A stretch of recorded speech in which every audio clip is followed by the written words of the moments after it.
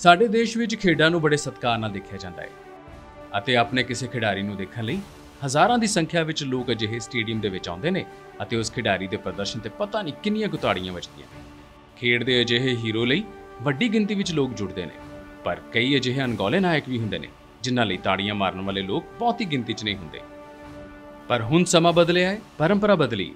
ਬੀਤੇ ਕੁਝ ਸਮੇਂ ਵਿੱਚ ਹਿੰਦੁਸਤਾਨ ਵਿੱਚ ਹਰ ਖੇਤਰ ਵਿੱਚ ਅਜਿਹੇ ਲੋਕਾਂ ਦੇ ਕੰਮ ਨੂੰ ਸਨਮਾਨ ਮਿਲਣਾ ਸ਼ੁਰੂ ਹੋਇਆ ਹੈ ਜਿਹੜੇ ਬੇਸ਼ੱਕ ਗੁੰਮਨਾਮੀ 'ਚ ਨੇ, ਪਰ ਉਹਨਾਂ ਦੇ ਕੰਮ ਨੂੰ ਸਰਕਾਰ ਸਨਮਾਨ ਦੇ ਰਹੀ ਹੈ। ਖੇਡ ਦਾ ਮੈਦਾਨ ਹੋਵੇ, ਵਿਗਿਆਨ ਦੀ ਪ੍ਰਯੋਗਸ਼ਾਲਾ ਹੋਵੇ, ਜਾਂ ਫਿਰ ਬੇਜ਼ੁਬਾਨ ਜਾਨਵਰਾਂ ਦੇ ਦਰਦ ਨੂੰ ਸਮਝਣ ਦੀ ਗੱਲ ਹੋਵੇ, ਜਾਂ ਫਿਰ ਹਿੰਦੁਸਤਾਨ ਦੀ ਅਮੀਰ ਵਿਰਾਸਤ ਨੂੰ ਬਹਾਲ ਕਰਨ ਦੇ ਲਈ ਕੰਮ ਕਰਨਾ ਹੋਵੇ, ਇਹਨਾਂ ਸਾਰੇ ਖੇਤਰਾਂ ਵਿੱਚੋਂ ਅਜਿਹੇ ਗੁੰਮਨਾਮ ਨਾਇਕਾਂ ਦੀ ਕਹਾਣੀਆਂ ਨੂੰ ਇਕੱਠਿਆਂ ਕਰਕੇ ਅਸੀਂ ਹਾਜ਼ਰ ਹਾਂ। ਨਮਸਕਾਰ, ਮੈਂ ਹਾਂ ਤੁਹਾਡੇ ਨਾਲ ਆਰੇਂਦਰ ਤੇ ਤੁਸੀਂ ਦੇਖ ਰਹੇ ਹੋ ਸਾਡੇ ਪਦਮ।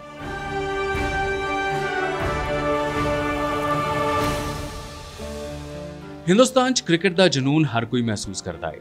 ਇੱਕ ਅਜਿਹੀ ਖੇਡ ਜਿਸ ਨੇ ਦੇਸ਼ 'ਚ ਖੇਡਾਂ ਦੀ ਪਰਿਭਾਸ਼ਾ ਹੀ ਬਦਲ ਕੇ ਰੱਖ ਦਿੱਤੀ ਹੈ। 140 ਕਰੋੜ ਦੇ ਇਸ ਦੇਸ਼ ਵਿੱਚ ਹਰ ਗਲੀ ਮੁਹੱਲੇ 'ਚ ਖੇਡ ਦੇ ਮੈਦਾਨ 'ਚ ਤੁਹਾਨੂੰ ਕ੍ਰਿਕਟ ਦਾ ਹੁਨਰ ਨਜ਼ਰ ਆ ਜਾਵੇਗਾ। ਲੋੜ ਹੈ ਉਸ ਟੈਲੈਂਟ ਨੂੰ ਸਹੀ ਮੁਕਾਮ ਤੱਕ ਪਹੁੰਚਾਉਣ ਦੀ। ਦੇਸ਼ ਦੇ तमाम ਜਿਹੜੇ ਮਸ਼ਹੂਰ ਕ੍ਰਿਕਟ ਦੇ ਖਿਡਾਰੀ ਨੇ ਉਹਨਾਂ ਬਾਰੇ ਤਾਂ ਹਰ ਕੋਈ ਜਾਣਦਾ ਹੈ, ਪਰ ਉਸ ਖਿਡਾਰੀ ਨੂੰ ਉੱਥੋਂ ਤੱਕ ਪਹੁੰਚਾਉਣ ਦਾ ਕੰਮ ਕਰਨ ਵਾਲੇ ਕੋਚ ਦੀ ਭੂਮਿਕਾ ਦੀ ਕਈ ਵਾਰ ਗੱਲ ਨਹੀਂ ਹੁੰਦੀ, ਜਾਂ ਉਸ ਕੋਚ ਦੇ ਕੰਮ ਬਾਰੇ ਗੱਲਬਾਤ ਹੁੰਦੀ ਨਜ਼ਰ ਨਹੀਂ ਆਉਂਦੀ। ਪਰ ਦੇਸ਼ ਦੇ ਇੱਕ ਅਜਿਹੇ ਹੀ ਕੋਚ ਨੇ ਜਿਨ੍ਹਾਂ ਦੇ ਬਾਰੇ ਵਿੱਚ ਹੁਣ ਬਹੁਤ ਸਾਰੇ ਚਰਚੇ ਹੁੰਦੇ ਨੇ। ਕਾਰ ਉਹਨਾਂ ਨੂੰ ਦੇ ਰਹੀ ਹੈ ਪਦਮ ਸਨਮਾਨ।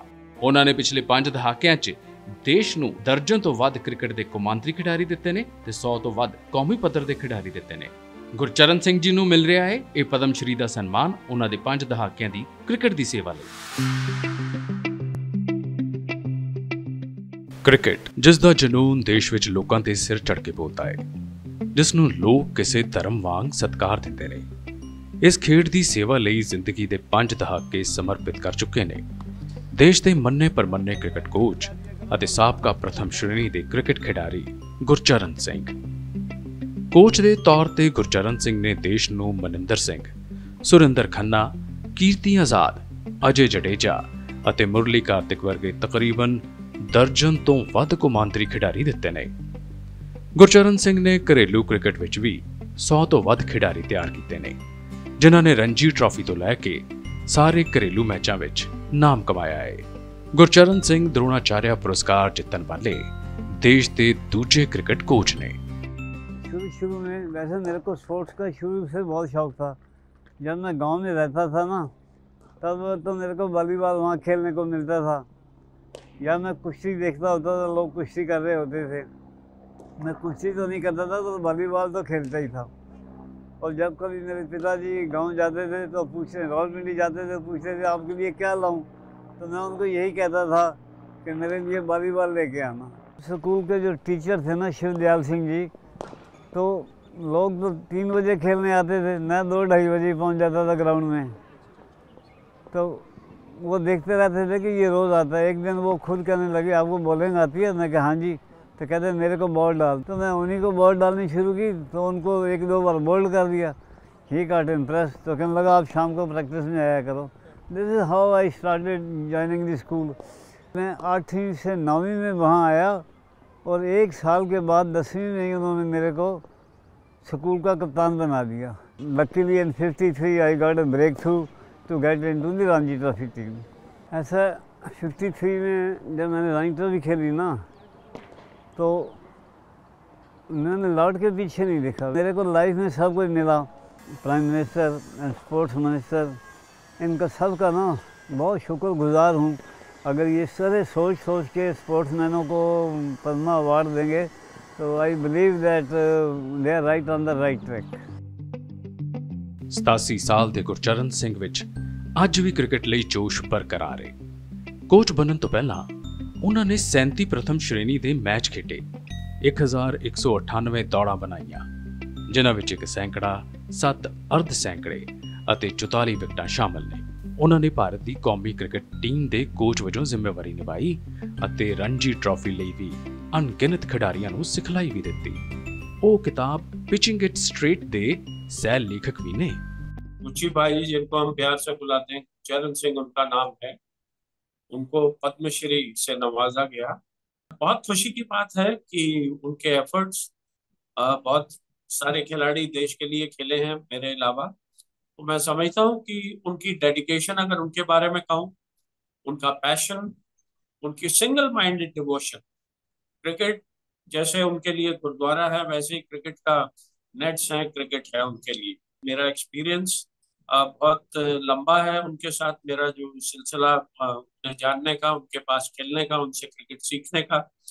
और मेरे को बहुत ही दिली खुशी है, और मैं उनको और सभी क्रिकेट के चाहने वालों को, उनके परिवार को भी बधाई देता हूं। ਕ੍ਰਿਕਟ ਰਾਹੀਂ 50 ਸਾਲਾਂ ਤੋਂ ਵੱਧ ਸਮੇਂ ਤੋਂ ਦੇਸ਼ ਦੀ ਸੇਵਾ ਕਰ ਰਹੇ ਗੁਰਚਰਨ ਸਿੰਘ ਨੂੰ ਪਦਮ ਸ਼੍ਰੀ ਪੁਰਸਕਾਰ ਲਈ ਬੇਅੰਤ ਵਧਾਈਆਂ।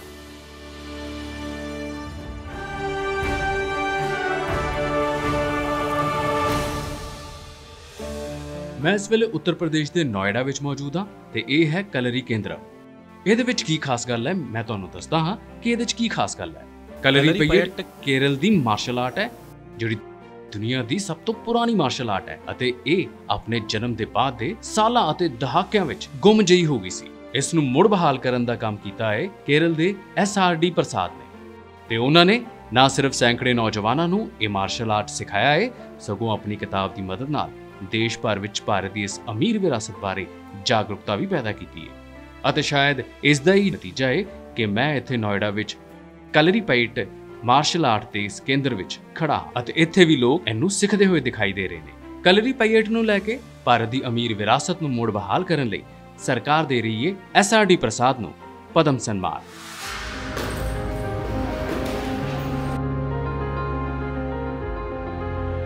ਮਾਰਸ਼ਲ ਆਰਟ ਦੀ ਮਾਂ ਹੈ ਭਾਰਤ। ਦੁਨੀਆ ਦੀ ਸਭ ਤੋਂ ਪੁਰਾਣੀ, ਸਭ ਤੋਂ ਵੱਧ ਵਿਗਿਆਨਕ ਮਾਰਸ਼ਲ ਆਰਟ ਵਜੋਂ ਮਾਨਤਾ ਪ੍ਰਾਪਤ ਕਲਰੀ ਪਯਟ ਦੀ ਸ਼ੁਰੂਆਤ ਕੇਰਲ ਵਿੱਚ ਹੋਈ ਸੀ। ਸਮੇਂ ਦੇ ਨਾਲ ਅਲੋਪ ਹੋ ਰਹੀ ਇਸ ਤਕਨੀਕ ਨੂੰ ਮੁੜ ਤੋਂ ਨੌਜਵਾਨਾਂ ਵਿੱਚ ਹਰਮਨ ਪਿਆਰੀ ਬਣਾਉਣ ਵਿੱਚ ਕੇਰਲ ਦੇ SRD ਪ੍ਰਸਾਦ ਦਾ ਵੱਡਾ ਯੋਗਦਾਨ ਦਿੱਤਾ ਹੈ। ਉਹਨਾਂ ਦੇ ਪਿਤਾ ਵੀ ਇਸ ਮਾਰਸ਼ਲ ਆਰਟ ਵਿੱਚ ਨਿਪੁੰਨ ਸਨ। ਉਹਨਾਂ ਨੇ 5 ਸਾਲ ਦੀ ਉਮਰ ਵਿੱਚ ਕਲਰੀ ਪਯਟ ਦੇ ਗੁਰ ਸਿਖਾਉਣੇ ਸ਼ੁਰੂ ਕੀਤੇ ਅਤੇ ਆਪਣਾ ਪੂਰਾ ਜੀਵਨ ਇਸ ਤਕਨੀਕ ਲਈ ਸਮਰਪਿਤ ਕਰ ਦਿੱਤਾ। SRD ਪ੍ਰਸਾਦ ਨੇ 100 ਤੋਂ ਵੱਧ ਨੌਜਵਾਨਾਂ ਨੂੰ ਕਲਰੀ ਪਯਟ ਦੀ ਸਿਖਲਾਈ ਦਿੱਤੀ ਅਤੇ ਪੂਰੇ ਖੇਤਰ ਵਿੱਚ ਇਸ ਨੂੰ ਮੁੜ ਸੁਰਜੀਤ ਕਰਨ ਲਈ ਬਿਨਾਂ ਕਿਸੇ സ്വാർത്ഥ ਦੇ ਕੰਮ ਕੀਤਾ। പത്മനാഭപാട് ഇതൊരു പ്രതീക്ഷിച്ചൊരു സംഭവമല്ല। ਮੇਰਾ ਕੱਲ ਵੀ ਕਲਰੀ ਪਯਟ ਸਿੱਖਣਾ ਮੇਰੀ ਇੱਛਾ ਤੇ ਆਧਾਰਿਤ ਨਹੀਂ ਸੀ। ਮੇਰੇ ਪਿਤਾ ਚਿਰਕਲ ਕੇ ਸ਼੍ਰੀਧਰਨ ਨਾਇਰ ਇਸ ਤਕਨੀਕ ਦੇ ਇੱਕ ਕੋਚ ਸਨ। ਮੈਂ ਹਾਈ ਸਕੂਲ ਦੀ ਪੜ੍ਹਾਈ ਦੇ ਦੌਰਾਨ ਸ਼੍ਰੀ ਭਾਰਤ ਕਲਰੀ ਵਿੱਚ ਸ਼ਾਮਲ ਹੋ ਗਿਆ ਸੀ। ਉਦੋਂ ਮੈਨੂੰ ਸਮਝ ਆਇਆ ਕਿ ਕਲਰੀ ਪਯਟ ਇੱਕ ਕਲਾ ਹੈ ਜਿਸ ਦੀਆਂ ਕਈ ਬ੍ਰਾਂਚਾਂ ਨੇ ਅਤੇ ਇੱਕ ਸੰਰਕਸ਼ਿਤ ਤਰੀਕੇ ਦੇ ਨਾਲ ਇਸ ਨੂੰ ਸਿੱਖਿਆ ਜਾਂਦਾ ਹੈ। ਕਲਰੀ ਪਯਟ ਨੂੰ ਪੜ੍ਹਾਉਣਾ ਅਤੇ ਇਸ ਨੂੰ ਹਰਮਨ ਪਿਆਰਾ ਬਣਾਉਣਾ ਮੇਰਾ ਕੰਮ ਕਰਨ ਦਾ ਖੇਤਰ ਹੋ ਸਕਦਾ ਹੈ। ਮੇਰੇ ਵੱਲੋਂ ਲਿਖੀਆਂ ਗਈਆਂ ਕੁੱਲ 4 ਕਿਤਾਬਾਂ ਕਲਰੀ ਪਯਟ ਨਾਲ ਸੰਬੰਧਿਤ ਨੇ। ਮੈਂ ਕਲਰੀ ਪਯਟ ਤੇ ਇੱਕ ਹੋਰ ਅਹਿਮ ਕਿਤਾਬ ਵੀ ਲਿਖੀ ਹੈ ਜਿਸ ਦਾ ਨਾਂ ਹੈ ਕਲਰੀ ਪਯਟ ਵਿਗਿਆਨ ਕੋਸ਼ਮ। ਮੈਨੂੰ ਇਸ ਪਦਮ ਪੁਰਸਕਾਰ ਦੀ ਉਮੀਦ ਨਹੀਂ ਸੀ। ਪਦਮ ਸ਼੍ਰੀ ਮੇਰੇ ਲਈ ਅਤੇ ਕਲਰੀ ਪਯਟ ਨੂੰ ਸਿੱਖਣ ਵਾਲਿਆਂ, ਪ੍ਰੈਕਟਿਸ ਕਰਨ ਵਾਲਿਆਂ ਅਤੇ ਹਰਮਨ ਪਿਆਰਾ ਬਣਾਉਣ ਵਾਲਿਆਂ ਸਾਰਿਆਂ ਲਈ ਇੱਕ ਵੱਡੀ ਪ੍ਰੇਰਨਾ ਹੈ। ਮੈਂ ਇਸ ਨੂੰ ਇੱਕ ਵੱਡੀ ਉਪਲਬਧੀ ਮੰਨਦਾ ਹਾਂ। ഒരു കളരിപ്പയറ്റ് വിജ്ഞാനകോശം, കളരിപ്പയറ്റിനെ പറ്റി എന്ത് സംശയം ഉണ്ടെങ്കിലും അതിൽ വരണം എന്നുള്ളതാണ്। പക്ഷേ SRD ਪ੍ਰਸਾਦ ਨੇ ਕਲਰੀ ਪਯਟ ਨੂੰ ਨੌਜਵਾਨਾਂ ਵਿੱਚ ਪ੍ਰਸਿੱਧ ਬਣਾਉਣ ਲਈ ਇਸ ਮਾਰਸ਼ਲ ਆਰਟ ਤੇ 5 ਕਿਤਾਬਾਂ ਲਿਖੀਆਂ ਅਤੇ ਆਪਣੇ ਪਿਤਾ ਦੀ ਮਲਿਆਲਮ ਵਿੱਚ ਲਿਖੀ ਕਿਤਾਬ ਦਾ ਅੰਗਰੇਜ਼ੀ ਵਿੱਚ ਸਹਿ ਅਨੁਵਾਦ ਕੀਤਾ, ਜਿਸ ਵਿੱਚ 1700 ਤੋਂ ਵੱਧ ਤਸਵੀਰਾਂ ਦੀ ਮਦਦ ਨਾਲ ਇਸ ਤਕਨੀਕ ਦੀ ਵਧੀਆ ਢੰਗ ਨਾਲ ਵਿੱਚ ਵਿਆਖਿਆ ਕੀਤੀ ਗਈ ਹੈ। ਇਹਨਾਂ ਕਿਤਾਬਾਂ ਦੀ ਉਪਲਬਧਤਾ ਨਾਲ ਕਲਰੀ ਪਯਟ ਨੂੰ ਲੈ ਕੇ ਕੇਰਲ ਦੇ ਨੌਜਵਾਨਾਂ ਵਿੱਚ ਜਾਗਰੂਕਤਾ ਵਧੀ ਹੈ। SRD ਪ੍ਰਸਾਦ ਨੂੰ ਮਾਰਸ਼ਲ ਆਰਟ ਵਿੱਚ ਯੋਗਦਾਨ ਲਈ 2016 ਵਿੱਚ ਸੰਗੀਤ ਨਾਟਕ ਅਕਾਦਮੀ ਪੁਰਸਕਾਰ ਨਾਲ ਵੀ सम्मानित किया गया। कोई भी मार्शल आर्ट्स देखो, हमारे देश से शुरुआत हुई कलरी पट्टू से, और उस मार्शल आर्ट्स में एक बड़ा नाम हमारे साथ हमारे प्रसाद जी, उनको मुबारकबाद देना चाहेंगे। रिसेंटली उनको पद्मश्री से नवाजा गया। हम बहुत खुश हैं कि ये मार्शल आर्ट्स जो पूरी दुनिया में फेमस है, जिन्होंने सारे मार्शल आर्ट्स को एक एनर्जी दी है, और उस एनर्जी से आज हमें पद्मश्री हमारे प्रसाद जी हमें मिले, और हम उनको मुबारकबाद देना चाहेंगे। हम चाहेंगे कि ऐसे और लोग हमारे इस अपने मार्शल आर्ट से, जो हमारे अपने देश का मार्शल आर्ट्स है, वो बढ़े और हमारे बच्चे इंस्पायर हो और हमारे देश का नाम रोशन हो। ਦੁਨੀਆ ਦੇ ਕਈ ਸਾਰੇ ਦੇਸ਼ਾਂ ਵਿੱਚ ਪ੍ਰਸਿੱਧ ਮਾਰਸ਼ਲ ਆਰਟ ਕੁੰਗ-ਫੂ ਦਾ ਵਿਕਾਸ ਵੀ ਕਲਰੀ ਪਈਟ ਵੱਲੋਂ ਕੀਤਾ ਮੰਨਿਆ ਜਾਂਦਾ ਹੈ। ਕਲਰੀ ਪਈਟ ਮਲਿਆਲਮ ਦੇ ਦੋ ਸ਼ਬਦਾਂ ਨਾਲ ਮਿਲ ਕੇ ਬਣਿਆ ਹੈ, ਕਲਰੀ ਅਤੇ ਪਈਟ। ਕਲਰੀ ਜਿਸ ਦਾ ਅਰਥ ਹੈ ਯੁੱਧ ਦਾ ਮੈਦਾਨ ਅਤੇ ਪਈਟ ਸ਼ਬਦ ਦਾ ਅਰਥ ਮਾਹਿਰ ਜਾਂ ਸਿਖਲਾਈ ਪ੍ਰਾਪਤ ਹੋਣਾ, ਯਾਨੀ ਜੰਗ ਦੇ ਮੈਦਾਨ ਲਈ ਸਿਖਲਾਈ ਪ੍ਰਾਪਤ ਕਰਨਾ। ਇਸ ਸਿਖਲਾਈ ਦੀ ਸ਼ੁਰੂਆਤ ਪੂਰੇ ਸਰੀਰ ਦੀ ਤੇਲ ਮਾਲਿਸ਼ ਨਾਲ ਕੀਤੀ ਜਾਂਦੀ ਤਾਂ ਜੋ ਸਰੀਰ ਢਿੱਲਾ ਅਤੇ ਲਚਕੀਲਾ ਬਣੇ। ਚਾਟਮ, ਜੰਪਿੰਗ, ਓਟਮ, ਦੌੜਨਾ ਅਤੇ ਮਿਰਚਲ ਕਲਾਬਾਜ਼ੀ ਵਰਗੀਆਂ ਸਰਗਰਮੀਆਂ ਵੀ ਇਸ ਮਾਰਸ਼ਲ ਆਰਟ ਦਾ ਇੱਕ ਅਨਿੱਖੜਵਾਂ ਹਿੱਸਾ ਹੈ। ਤਲਵਾਰ, ਖੰਜਰ, ਬਰਛੀ, ਮੁਗਦਰ ਅਤੇ ਤੀਰ ਕਮਾਨ ਵਰਗੇ ਹਥਿਆਰਾਂ ਦੀ ਵਰਤੋਂ ਕਰਨ ਦੀ ਵੀ ਸਿਖਲਾਈ ਦਿੱਤੀ ਜਾਂਦੀ ਹੈ।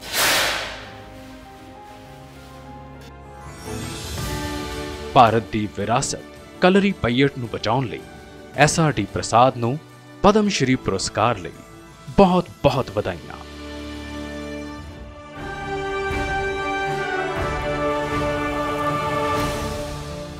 ਕਲਰੀ ਪਈਟ ਹੀ ਨਹੀਂ ਸਗੋਂ ਦੇਸ਼ ਵਿੱਚ ਅਜਿਹੇ ਮਾਰਸ਼ਲ ਆਰਟ ਦੀਆਂ ਕਈ ਤਕਨੀਕਾਂ ਨੇ ਜਿਹੜੀਆਂ ਭਾਰਤ ਦੇ ਅਮੀਰ ਵਿਰਾਸਤ ਦਾ ਹਿੱਸਾ ਰਹੀਆਂ ਨੇ। ਕਲਰੀ ਪਈਟ ਕੇਰਲ ਦੀ ਪਹਿਚਾਣ ਹੈ ਤਾਂ ਥਾਂਗ-ਤਾ ਵਰਗੇ ਮਾਰਸ਼ਲ ਆਰਟ ਉੱਤਰ ਪੂਰਬ ਦੇਸ਼ ਦਾ ਮਾਣ ਨੇ ਅਤੇ ਮਨੀਪੁਰ ਦੀ ਪਹਿਚਾਣ ਦੇ ਤੌਰ ਤੇ ਇਸ ਨੂੰ ਜਾਣਿਆ ਜਾਂਦਾ ਹੈ। ਤਕਰੀਬਨ 400 ਸਾਲ ਪਹਿਲਾਂ ਦੀ ਜੇਕਰ ਗੱਲ ਕੀਤੀ ਜਾਵੇ ਤਾਂ ਅੰਗਰੇਜ਼ਾਂ ਨੇ ਇਸ ਤੇ ਪਰ ਬੀਤੇ ਕੁਝ ਸਾਲਾਂ ਵਿੱਚ ਦਹਾਕਿਆਂ ਤੋਂ ਮਨੀਪੁਰ ਦੇ ਸਾਰੇ ਲੋਕ ਇਸ ਤੇ ਕੰਮ ਕਰ ਰਹੇ ਨੇ। ਥਾਂਗ-ਤਾ ਬਾਰੇ ਅਤੇ ਇਸ ਨੂੰ ਪ੍ਰਸਾਰਿਤ ਕਰਨ ਲਈ ਇੱਕ ਵਾਰ ਫਿਰ ਜ਼ੋਰ-ਸ਼ੋਰ ਦੇ ਨਾਲ ਜ਼ਮੀਨੀ ਪੱਧਰ ਤੇ ਬਦਲਾਅ ਨਜ਼ਰ ਆ ਰਹੇ ਨੇ।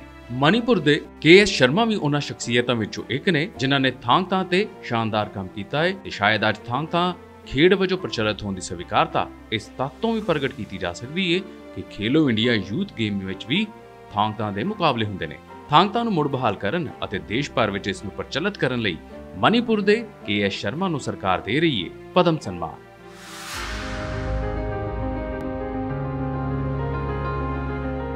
ਸਾਡੀਆਂ ਪੁਰਾਣੀਆਂ ਪਰੰਪਰਾਵਾਂ ਸਮੇਂ ਦੇ ਨਾਲ-ਨਾਲ ਗੁੰਮ ਨਾ ਹੋਣ, ਇਸ ਸੋਚ ਤੇ ਕੰਮ ਕਰਨ ਵਾਲਿਆਂ ਵਿੱਚ ਸ਼ਾਮਲ ਨੇ K. ਸੰਥੋਇਪਾ ਸ਼ਰਮਾ, ਜਿਹੜੇ ਮਨੀਪੁਰ ਦੀ ਤਕਰੀਬਨ 400 ਸਾਲ ਪੁਰਾਣੀ ਮਾਰਸ਼ਲ ਆਰਟ ਥਾਂਗ-ਤਾ ਨੂੰ ਸੁਰੱਖਿਅਤ ਰੱਖਣ ਲਈ ਪਿਛਲੇ 40 ਸਾਲਾਂ ਤੋਂ ਕੰਮ ਕਰ ਰਹੇ ਨੇ।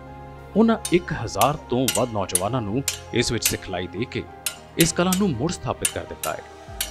ਥਾਂਗ-ਤਾ ਸ਼ਬਦ ਦੋ ਸ਼ਬਦਾਂ ਤੋਂ ਮਿਲ ਕੇ ਬਣਿਆ ਹੈ, ਜਿਸ ਵਿੱਚੋਂ ਥਾਂਗ ਸ਼ਬਦ ਦਾ ਅਰਥ ਤਲਵਾਰ ਅਤੇ ਤਾਂ ਸ਼ਬਦ ਦਾ ਅਰਥ ਹੈ ਬਰਛਾ। ਇਸ ਕਲਾ ਵਿੱਚ ਤਲਵਾਰ, ਢਾਲ ਅਤੇ ਬਰਛੇ ਦੀ ਵਰਤੋਂ ਕੀਤੀ ਜਾਂਦੀ ਹੈ। ਉਹਨਾਂ ਦੇ ਯਤਨਾਂ ਸਦਕਾ ਅੱਜ ਥਾਂਗ-ਤਾ ਨਾ ਸਿਰਫ ਮਨੀਪੁਰ ਵਿੱਚ ਸਗੋਂ ਦੇਸ਼ ਦੇ ਸਾਰੇ ਸੂਬਿਆਂ ਵਿੱਚ ਬਹੁਤ ਮਸ਼ਹੂਰ ਹੋ ਰਹੀ ਹੈ ਅਤੇ ਨੌਜਵਾਨਾਂ ਵਿੱਚ ਇਸ ਪ੍ਰਤੀ ਖਾਸੀ ਦਿਲਚਸਪੀ ਦੇਖੀ ਜਾ ਸਕਦੀ ਹੈ। ꯑꯩꯍꯥꯛꯄꯨ ꯇꯥꯛꯄꯤ ꯇꯝꯕꯤꯔꯝꯕ ꯑꯩꯈꯣꯏꯒꯤ ꯑꯣꯖꯥ ꯒꯨꯔꯨꯃꯌꯨꯝ ਗੋਰਕੇਸ਼ਵਰ ਸ਼ਰਮਾ ਮੈਨੂੰ ਮਨੀਪੁਰ ਮਾਰਸ਼ਲ ਆਰਟ ਥਾਂਗ-ਤਾ ਵਿੱਚ ਹਿਊਂਗ ਲਾਲੂੰਗ ਮਨੀਪੁਰ ਥਾਂਗ-ਤਾ ਸੱਭਿਆਚਾਰਕ ਐਸੋਸੀਏਸ਼ਨ ਦੇ ਗੁਰੂ ਮਾਯੂਮ ਗੋਰਾ ਕਿਸ਼ੋਰ ਸ਼ਰਮਾ ਨੇ ਸਿਖਲਾਈ ਦਿੱਤੀ ਸੀ। ਜਦੋਂ ਉਹਨਾਂ ਨੇ 2015 ਵਿੱਚ ਆਖਰੀ ਸਾਹ ਲਿਆ ਤਾਂ ਐਸੋਸੀਏਸ਼ਨ ਵਿੱਚ ਮੈਂ ਆਪਣੇ ਗੁਰੂ ਦੇ ਦਿਖਾਏ ਰਸਤੇ ਤੇ ਚੱਲਦੇ ਹੋਏ ਪ੍ਰਿੰਸੀਪਲ ਸਹਿ ਨਿਰਦੇਸ਼ਕ ਬਣ ਗਿਆ। ਹੁਣ ਤੱਕ ਇਸ ਅਹੁਦੇ ਤੇ ਮੈਂ ਸੇਵਾਵਾਂ ਦੇ ਰਿਹਾ ਹਾਂ। ਇਸ ਤੋਂ ਪਹਿਲਾਂ ਮੈਂ ਇੱਕ ਸੀਨੀਅਰ ਕਲਾਕਾਰ ਸੀ ਅਤੇ ਬਾਅਦ ਵਿੱਚ ਸੰਸਥਾਨ ਵਿੱਚ ਤਕਰੀਬਨ 10 ਸਾਲ ਤੱਕ ਵਿਜ਼ਿਟਿੰਗ ਗੁਰੂ ਦੇ ਤੌਰ ਤੇ ਆਪਣੀਆਂ ਸੇਵਾਵਾਂ ਦਿੱਤੀਆਂ। ਮੈਂ 1982 ਵਿੱਚ ਪਾਹੁਣਾ ਮੈਂਬਰ ਕਲਾ ਅਤੇ ਪੇਂਡੂ ਵਿਕਾਸ ਸੇਵਾ ਸੰਘ ਦੇ ਨਾਂ ਹੇਠ ਇੱਕ ਹੋਰ ਸੰਗਠਨ ਦੀ ਸ਼ੁਰੂਆਤ ਕੀਤੀ। ਮੇਰਾ ਆਖਰੀ ਮੰਤਵ ਨੌਜਵਾਨ ਪ੍ਰਤਿਭਾਵਾਂ ਨੂੰ ਕਲਾਕਾਰਾਂ ਦੇ ਤੌਰ ਤੇ ਤਿਆਰ ਕਰਨਾ ਹੈ ਅਤੇ ਵਜ਼ੀਫੇ ਤੇ ਫੈਲੋਸ਼ਿਪ ਦੇ ਨਾਲ ਇਸ ਖੇਤਰ ਵਿੱਚ ਉਹਨਾਂ ਦੇ ਕੈਰੀਅਰ ਨੂੰ ਹੱਲਾਸ਼ੇਰੀ ਦੇਣੀ ਹੈ ਤਾਂ ਜੋ ਉਹ ਥਾਂਗ-ਤਾ ਨੂੰ ਸੰਭਾਲਣ ਅਤੇ ਆਉਣ ਵਾਲੀਆਂ ਪੀੜ੍ਹੀਆਂ ਲਈ ਇਸ ਨੂੰ ਹਰਮਨ ਪਿਆਰਾ ਬਣਾਉਣ ਵਿੱਚ ਰੁੱਝੇ ਰਹਿਣ। ਮੈਂ ਸੱਭਿਆਚਾਰਕ ਸੰਬੰਧਾਂ ਨੂੰ ਹੱਲਾਸ਼ੇਰੀ ਦੇਣ ਦੇ ਲਈ ਵੱਖ-ਵੱਖ ਦੇਸ਼ਾਂ ਵਿੱਚ ਥਾਂਗ-ਤਾ ਦੇ ਪ੍ਰਦਰਸ਼ਨਾਂ ਨੂੰ ਦਿਖਾਇਆ ਹੈ। ਮਨੀਪੁਰ ਵਿੱਚ ਇਹ ਆਮ ਧਾਰਨਾ ਹੈ ਕਿ ਥਾਂਗ-ਤਾ ਦੀ ਮਦਦ ਨਾਲ ਹੀ ਉੱਥੋਂ ਦੇ ਲੋਕਾਂ ਨੇ ਸਦੀਆਂ ਤੋਂ ਮਨੀਪੁਰ ਨੂੰ ਵਿਦੇਸ਼ੀ ਹਮਲਿਆਂ ਤੋਂ ਬਚਾ ਕੇ ਰੱਖਿਆ ਸੀ। ਇਹ ਸ਼ੈਲੀ ਵੀ ਹੋਰ ਹਥਿਆਰ ਕਲਾਵਾਂ ਦੀ ਹੀ ਤਰ੍ਹਾਂ ਸਖਤ ਮਿਹਨਤ ਨਾਲ ਸਿੱਖੀ ਅਤੇ ਖੇਡੀ ਜਾਂਦੀ ਹੈ। KS ਸ਼ਰਮਾ ਨੇ ਮਨੀਪੁਰ ਵਿੱਚ ਇਸ ਨੂੰ ਸੁਰੱਖਿਅਤ ਰੱਖਣ ਲਈ ਦਹਾਕਿਆਂ ਤੱਕ ਕੰਮ ਕੀਤਾ, ਨੌਜਵਾਨਾਂ ਨੂੰ ਜੋੜਿਆ ਅਤੇ ਉਹਨਾਂ ਨੂੰ ਇਸ ਕਲਾ ਨੂੰ ਸਿੱਖਣ ਲਈ ਪ੍ਰੇਰਿਤ ਕੀਤਾ। थंगता मार्शल आर्ट जो कि मणिपुरी मार्शल आर्ट है, पूरे देश में खेला जाता है। बॉयज़ गर्ल्स बहुत ही प्यार से खेला जाता है और एक ऐसा मार्शल आर्टिस्ट सेल्फ डिफेंस के साथ साथ जो एक अचीवमेंट्स नज़र देखने को मिल रही है, देश से बाहर हो या देश में। हमारे देश में रिसेंटली शर्मा जी को पद्मश्री से नवाजा गया। उन्होंने जो बड़ा योगदान दिया पूरे देश में मार्शल आर्ट्स के लिए इस उम्र में, और उनको पद्मश्री अवार्ड से नवाजा गया। हम उनको बधाइयाँ देना चाहते हैं। ਥਾਂਗ ਤਾਂ ਸ਼ੈਲੀ ਨੂੰ ਤਕਰੀਬਨ 400 ਸਾਲ ਪਹਿਲਾਂ ਮਨੀਪੁਰ ਦੇ ਰਾਜਿਆਂ ਮਹਾਰਾਜਿਆਂ ਵੱਲੋਂ ਸ਼ੁਰੂ ਕੀਤਾ ਗਿਆ ਸੀ। ਬਾਅਦ ਦੇ ਸਾਲਾਂ ਵਿੱਚ ਅੰਗਰੇਜ਼ਾਂ ਨੇ ਇਸ ਮਾਰਸ਼ਲ ਆਰਟ ਤੇ ਪਾਬੰਦੀ ਲਗਾ ਦਿੱਤੀ ਸੀ, ਪਰ ਕੇ.ਐਸ. ਸ਼ਰਮਾ ਦੇ ਯਤਨਾਂ ਨਾਲ ਬੀਤੇ ਕੁਝ ਸਾਲਾਂ ਵਿੱਚ ਇਸ ਦਾ ਪ੍ਰਚਲਨ ਬਹੁਤ ਵੱਧ ਗਿਆ। ਸਾਲ 2023 ਦੀਆਂ ਖੇਲੋ ਇੰਡੀਆ ਯੂਥ ਖੇਡਾਂ ਵਿੱਚ ਵੀ ਇਸ ਨੂੰ ਸ਼ਾਮਿਲ ਕੀਤਾ ਗਿਆ। ਥਾਂਗ ਤਾਂ ਮਾਰਸ਼ਲ ਆਰਟ ਨੂੰ ਸੁਰੱਖਿਅਤ ਰੱਖਣ ਅਤੇ ਪ੍ਰਚਲਿਤ ਕਰਨ ਲਈ ਕੇ ਸਨਾਥੋਇਬਾ ਸ਼ਰਮਾ ਨੂੰ ਪਦਮ ਸ਼੍ਰੀ ਪੁਰਸਕਾਰ ਲਈ ਬਹੁਤ-ਬਹੁਤ ਵਧਾਈਆਂ।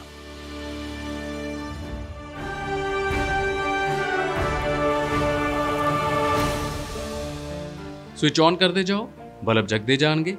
ਇਸੇ ਤਰ੍ਹਾਂ ਹੀ ਅਸੀਂ ਦਿਨ ਭਰ ਵਿੱਚ ਪਤਾ ਨਹੀਂ ਕਿੰਨੀ ਵਾਰੀ ਸਵਿਚ ਔਨ ਕਰਦੇ ਹਾਂ, ਬਲਬ ਜਗਾਉਂਦੇ ਹਾਂ, ਪੱਖਾ ਚਲਾਉਂਦੇ ਹਾਂ ਤੇ ਭੁੱਲ ਜਾਂਦੇ ਹਾਂ ਕਿ ਆਖਿਰ ਇਹ ਹੋਇਆ ਕਿਵੇਂ। ਪਰ ਇਸ ਸਭ ਪਿੱਛੇ ਵਿਗਿਆਨ ਹੈ ਤੇ ਵਿਗਿਆਨ ਕਾਰਨ ਇਹ ਸਾਰੀਆਂ ਚੀਜ਼ਾਂ ਕੰਮ ਕਰਦੀਆਂ ਨੇ।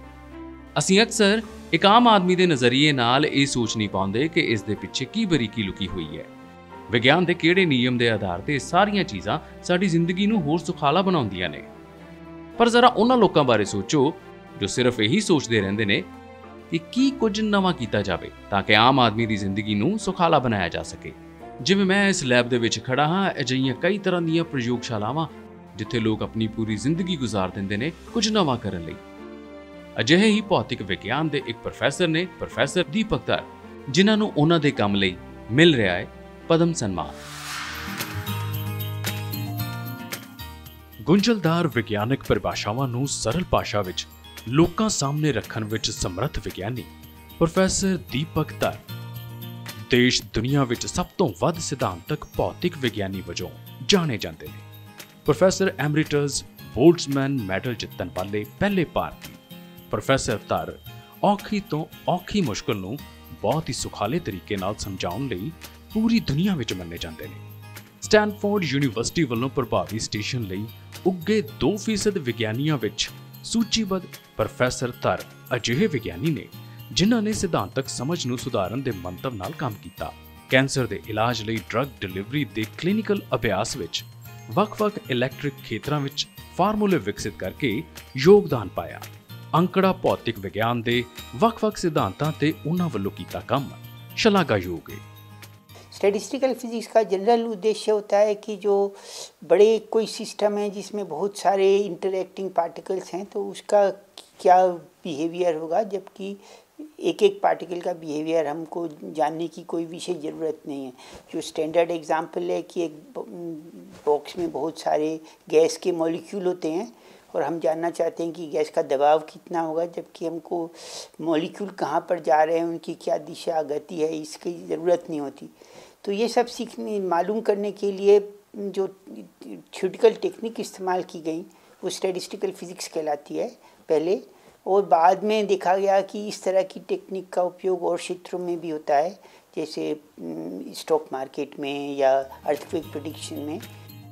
ਪ੍ਰੋਫੈਸਰ ਧਰ ਨੇ ਅਮਰੀਕਾ ਤੋਂ PhD ਕੀਤੀ ਪਰ ਦੇਸ਼ ਵਾਪਸ ਪਰਤ ਆਏ ਅਤੇ Tata institute of fundamental research ਨਾਲ ਜੁੜ ਗਏ।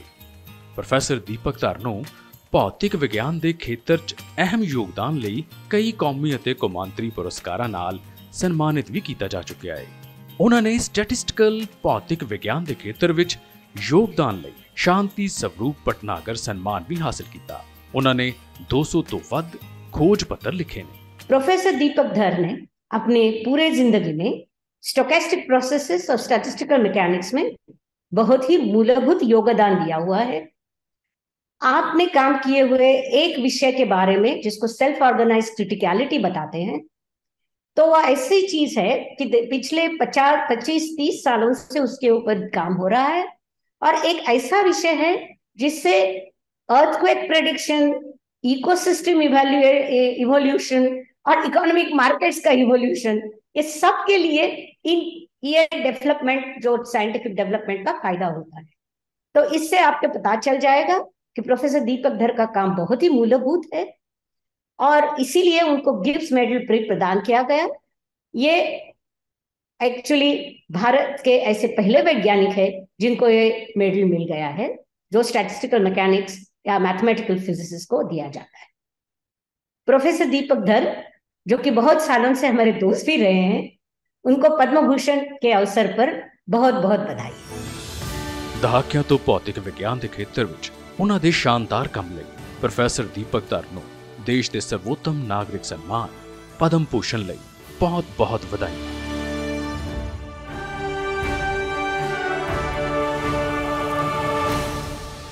ਇਹ ਸਾਰੇ ਜਾਨਵਰ ਬੇਜ਼ੁਬਾਨ ਨੇ, ਆਪਣਾ ਦੁੱਖ ਦਰਦ ਕਹਿ ਨਹੀਂ ਸਕਦੇ, ਪਰ ਤਕਲੀਫ ਇਹਨਾਂ ਨੂੰ ਵੀ ਹੁੰਦੀ ਹੈ, ਦਰਦ ਇਹਨਾਂ ਨੂੰ ਵੀ ਹੁੰਦਾ ਹੈ।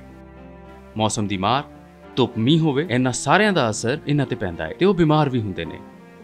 ਪਰ ਕੁਝ ਲੋਕ ਨੇ ਜਿਹੜੇ ਉਹਨਾਂ ਦੀ ਤਕਲੀਫ ਨੂੰ ਸਮਝਣ ਲਈ ਬਹੁਤ ਸਾਰੀ ਕੋਸ਼ਿਸ਼ ਕਰਦੇ ਨੇ, ਬਹੁਤ ਸਾਰਾ ਕੰਮ ਕਰਦੇ ਨੇ, ਕਿਉਂਕਿ ਇਹਨਾਂ ਜਾਨਵਰਾਂ ਦੀਆਂ ਬਿਮਾਰੀਆਂ ਕਿਵੇਂ ਦੂਰ ਕੀਤੀਆਂ ਜਾਣ, ਉਹਨਾਂ ਦੀ ਬਿਹਤਰੀ ਲਈ ਕਿਵੇਂ ਕੰਮ ਕੀਤਾ ਜਾਵੇ, ਇਸ ਤੇ ਕੁਝ ਲੋਕ ਬਹੁਤ ਸਮੇਂ ਤੋਂ ਕੰਮ ਕਰ ਰਹੇ ਨੇ। ਅਜਿਹੀ ਇੱਕ ਸ਼ਖਸੀਅਤ ਨੇ ਗੁਜਰਾਤ ਦੇ ਡਾਕਟਰ ਮਹਿੰਦਰ ਪਾਲ, ਜੋ ਕਿ ਜਾਨਵਰਾਂ ਦੀਆਂ ਬਿਮਾਰੀਆਂ ਤੇ ਖਾਸ ਕਰਕੇ 4 ਦਹਾਕਿਆਂ ਤੋਂ ਜ਼ਿਆਦਾ ਸਮੇਂ ਤੋਂ ਕੰਮ ਕਰ ਰਹੇ ਨੇ। ਉਹਨਾਂ ਨੂੰ ਉਹਨਾਂ ਦੇ ਇਸ ਕੰਮ ਲਈ ਮਿਲ ਰਿਹਾ ਹੈ ਪਦਮ ਪੁਰਸਕਾਰ। ਜਾਨਵਰਾਂ ਦੇ ਲਈ ਸਮਰਪਿਤ ਭਾਵਨਾ ਨਾਲ ਕੰਮ ਕਰਨ ਵਾਲੇ ਪ੍ਰੋਫੈਸਰ ਡਾਕਟਰ ਮਹਿੰਦਰ ਪਾਲ ਇੱਕ ਮੰਨੇ ਪਰਮੰਨੇ ਵਿਗਿਆਨੀ ਅਤੇ ਉੱਘੇ ਸਿੱਖਿਆ ਸ਼ਾਸਤਰੀ ਨੇ, ਜਿਨ੍ਹਾਂ ਨੂੰ ਪਸ਼ੂ ਚਿਕਿਤਸਾ ਵਿਗਿਆਨ ਦੇ ਖੇਤਰ ਵਿੱਚ ਖੋਜ, ਅਧਿਆਪਨ, ਰੋਗ ਨਿਦਾਨ, ਯੋਜਨਾਬੰਦੀ ਅਤੇ ਪ੍ਰਸ਼ਾਸਨ ਵਿੱਚ ਤਕਰੀਬਨ 50 ਸਾਲਾਂ ਦਾ ਤਜਰਬਾ ਹੈ। ਡਾਕਟਰ ਪਾਲ ਨੇ ਮੁੱਖ ਤੌਰ ਤੇ ਪਸ਼ੂ ਚਿਕਿਤਸਾ ਮਾਈਕੋਲੋਜੀ ਤੇ ਕੰਮ ਕੀਤਾ ਹੈ, ਜਿਸ ਵਿੱਚ ਉਹਨਾਂ ਨੇ ਪਸ਼ੂਆਂ ਤੋਂ ਹੋਣ ਵਾਲੀਆਂ ਵੱਖ-ਵੱਖ ਬਿਮਾਰੀਆਂ ਵਿੱਚ ਉੱਲੀ ਦੀ ਭੂਮਿਕਾ ਦਾ ਵਿਸਥਾਰ ਨਾਲ ਅਧਿਐਨ ਕੀਤਾ ਹੈ ਅਤੇ ਉਸ ਦਾ ਹੱਲ ਵੀ ਦੱਸਿਆ ਹੈ। क्योंकि मैं 1970 से साइंस की फील्ड में ही काम कर रहा हूँ। ईश्वर की कृपा से हमने 720 के करीब पेपर जो हैं वो इंटरनेशनल और नेशनल दोनों ही जर्नल में हमने वो पब्लिश किए, और 8 किताबें मैंने लिखी। उनमें से एक किताब यह है वेटरनरी एंड मेडिकल माइकोलॉजी, जो कि अपने Indian council of agriculture research, ministry of agriculture, new Delhi से छपी। उस किताब का पूरे वर्ल्ड में काफ़ी एप्रिसिएशन हुआ। मैं भारत सरकार का बहुत ही दिल से धन्यवाद देता हूँ कि उन्होंने मेरे काम को रिकॉग्नाइज किया, और उसके कारण मुझे जो है ये पद्मश्री अवार्ड मिला। ਪ੍ਰੋਫੈਸਰ ਪਾਲ ਨੇ ਵੱਖ-ਵੱਖ ਪਸ਼ੂ ਪਾਲਣ ਸੰਸਥਾਵਾਂ, ਪਸ਼ੂ ਚਿਕਿਤਸਾ ਨਾਲ ਸੰਬੰਧਿਤ ਵਿਦਿਅਕ ਸੰਸਥਾਵਾਂ ਤੋਂ ਇਲਾਵਾ ਨਿਊਜ਼ੀਲੈਂਡ, ਜਾਪਾਨ, ਇਥੋਪੀਆ ਦੀਆਂ ਵੀ ਕਈ ਸੰਸਥਾਵਾਂ ਵਿੱਚ ਕੰਮ ਕੀਤਾ।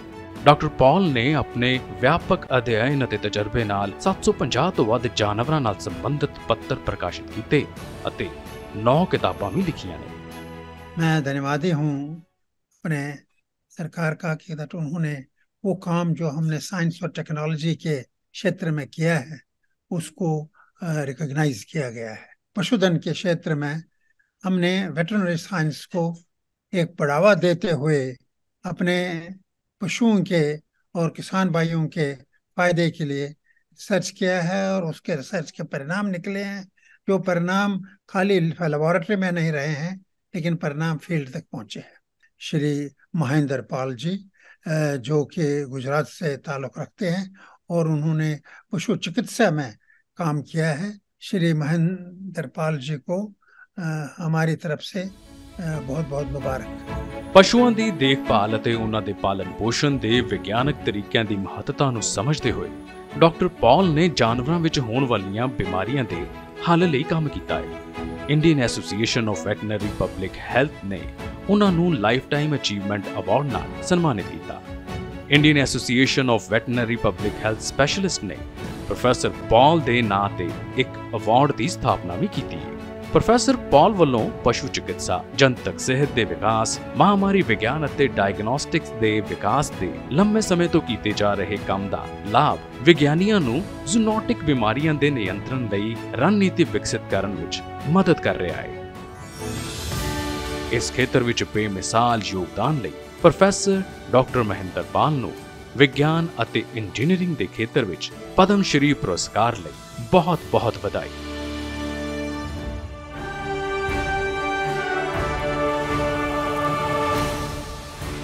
ਤਾਂ ਦੇਖਿਆ ਤੁਸੀਂ, ਖੇਡ ਦਾ ਮੈਦਾਨ ਹੋਵੇ, ਵਿਗਿਆਨ ਦੀ ਪ੍ਰਯੋਗਸ਼ਾਲਾ ਹੋਵੇ ਜਾਂ ਫਿਰ ਬੇਜ਼ੁਬਾਨ ਜਾਨਵਰਾਂ ਦੀ ਚਿੰਤਾ ਦੀ ਗੱਲ ਹੋਵੇ, ਇਹਨਾਂ ਸਾਰੇ ਖੇਤਰਾਂ ਵਿੱਚ ਜਿਹੜੇ ਨਾਇਕ ਨੇ ਉਹਨਾਂ ਦੀਆਂ ਕਹਾਣੀਆਂ ਤੋਂ ਅਸੀਂ ਤੁਹਾਨੂੰ ਜਾਣੂ ਕਰਵਾਇਆ। ਇਹਨਾਂ ਸਾਰੇ ਨਾਇਕਾਂ ਨੇ ਆਪਣੇ ਕੰਮ ਨੂੰ ਅੰਜਾਮ ਦਿੱਤਾ ਮਿਸ਼ਨ ਮੋਡ ਵਿੱਚ, ਬਿਨਾਂ ਇਸ ਗੱਲ ਦੀ ਚਿੰਤਾ ਕੀਤੇ ਕਿ ਉਹਨਾਂ ਨੂੰ ਪ੍ਰਸਿੱਧੀ ਮਿਲੇਗੀ, ਇਨਾਮ ਮਿਲੇਗਾ ਜਾਂ ਨਹੀਂ। ਬਾਵਜੂਦ ਇਸ ਦੇ ਉਹਨਾਂ ਨੇ ਇਹ ਕੰਮ ਬਹੁਤ ਵਧੀਆ ਕੀਤਾ ਤੇ ਸ਼ਾਇਦ ਇਸੇ ਲਈ ਸਰਕਾਰ ਨੇ ਇਹਨਾਂ ਨਾਇਕਾਂ ਨੂੰ ਪਦਮ ਪੁਰਸਕਾਰ ਨਾਲ ਸਨਮਾਨਿਤ ਕਰਨ ਦਾ ਫੈਸਲਾ ਕੀਤਾ।